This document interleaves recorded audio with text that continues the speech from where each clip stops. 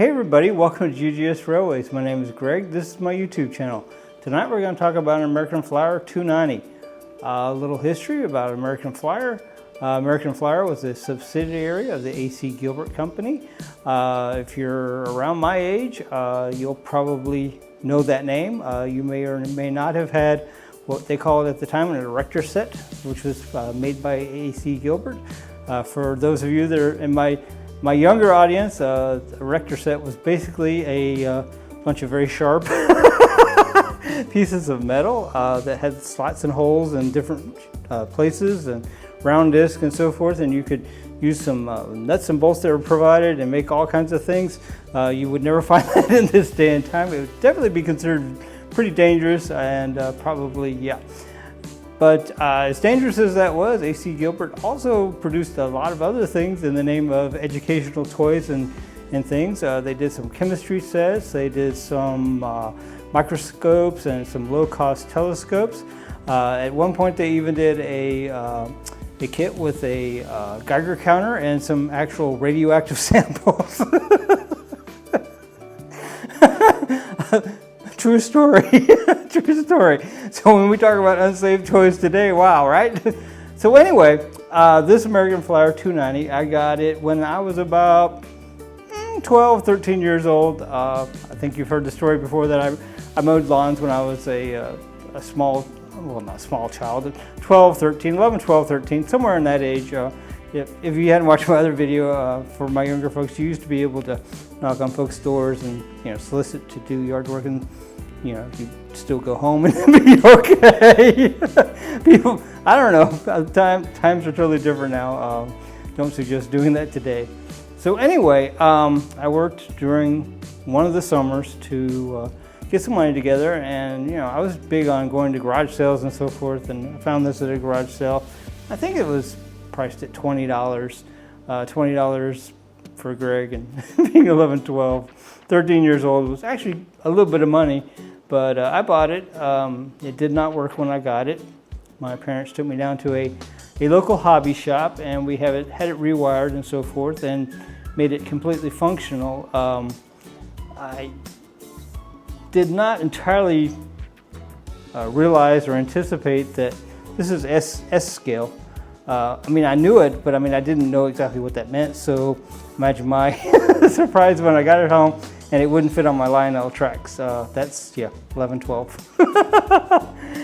Anyway, we got it figured out and we got it running, and yeah. So anyway, having said all that, now's the part that I know you guys have been waiting for. Who wants to see this run around the tracks? Yay, let's do it. Okay everybody, in my haste to get it on the track, I forgot to tell you guys that this American Flyer 290 was produced in 1949. Now, they do have a value guide for the American Flyer, just like they do the Lionel. And interestingly, or the most interesting thing I think I find about the value is that the locomotive and the tender seem to be priced separately. So that's interesting because they definitely would have been sold together. So anyway, according to this, the Greenberg guide here, this locomotive that you're looking at right now is worth $32. So yes, and then then the tender, which you don't see just yet, but I'm going to fix it to where you do.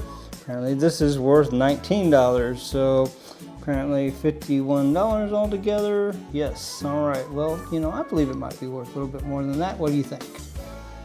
That's worth it to me. So interestingly, and I know you guys are waiting to get this on the track. I'm realizing that, and I'm just talking. But do you see that? What looks like the white walls kind of on the tires? That's not purely decoration, and this is just strictly information, whatever. Those are actually insulators. It insulates the metal wheels, the metal from the chassis. And because it's two-rail track, if you think about it, the metal wheels cannot conduct electricity, because then it'd just be a dead short, because it'd be metal to metal, right? So the way American Flyer works is that they get the power from the tender. You notice that the wheels are on both tracks, and so this one would pick up for one side of the track, and this one would pick up for the other. So usually I have a towel before I do that, but I promise you it didn't hurt it. All right, now let's go on to the track. Okay, everybody, we got the American Flyer 290 here on the track. We're about ready to give it the inaugural run here. We did do the full maintenance on it yesterday, so we ought to be good to go. Let's see how we did.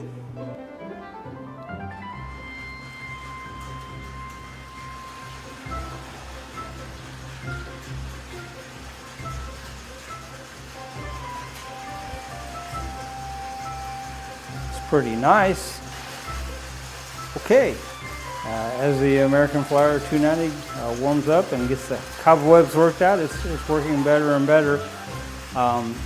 Really, if you're going to have these older trains, locomotives, what have you, like this, you really need to run them somewhat often, because otherwise what you'll find is things get a little gummed up, a little stiff, and it's really not good for them.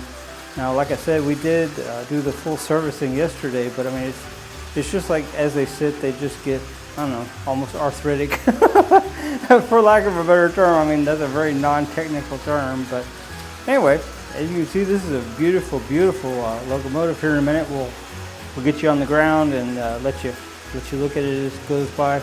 This is just a stunning, stunning locomotive. I feel very fortunate that this was my first one. Interestingly, when I first got back into the model railroading, this is the direction I was almost certain I was going in, was the S gauge. But as time has gone by, I think I will incorporate the S gauge, but I don't think it could be my primary focus. So I guess there's a lesson to be learned there.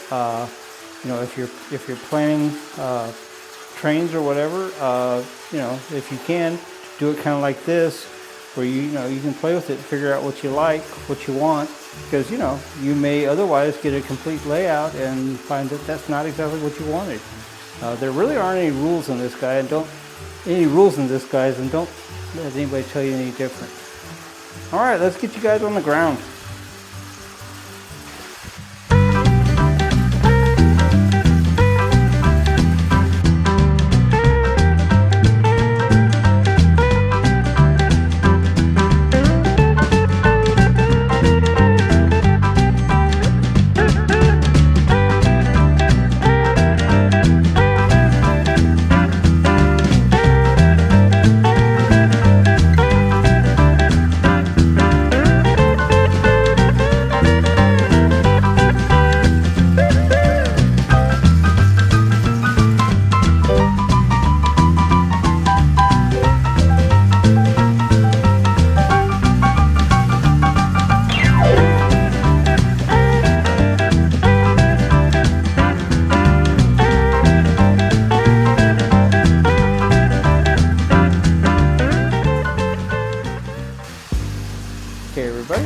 Got the American Flyer 290 running briskly around the track here. Trying to let it exercise a little bit. Get it a good run in before we put it back up until the next time we decide to do a video on it.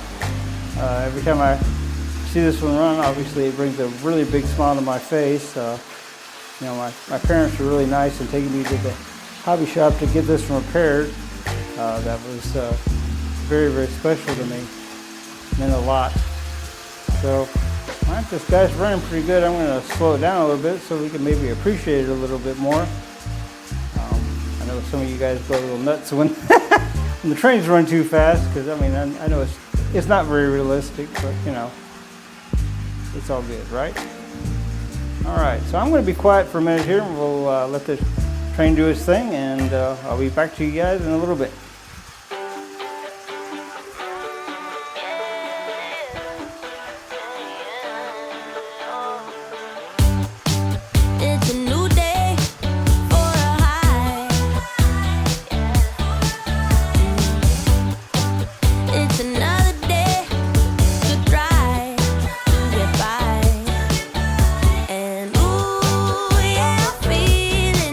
Every second, every hour of the day.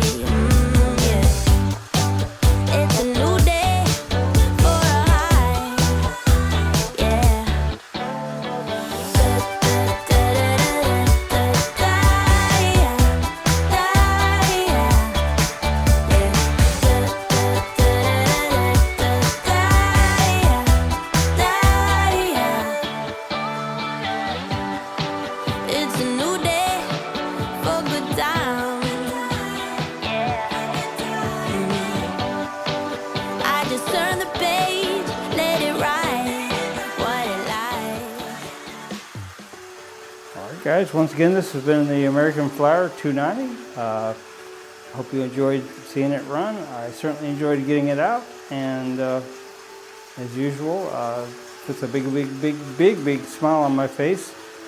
All right, so it's come to the time to where I'm going to say that if you enjoyed the video, give it a thumbs up.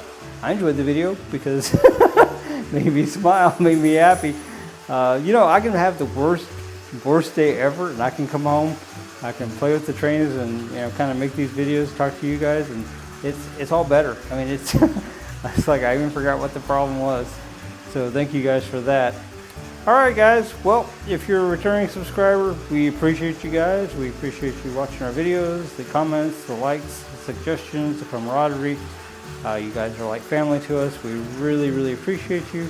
Could not do this without you. If you're not yet a subscriber, why not?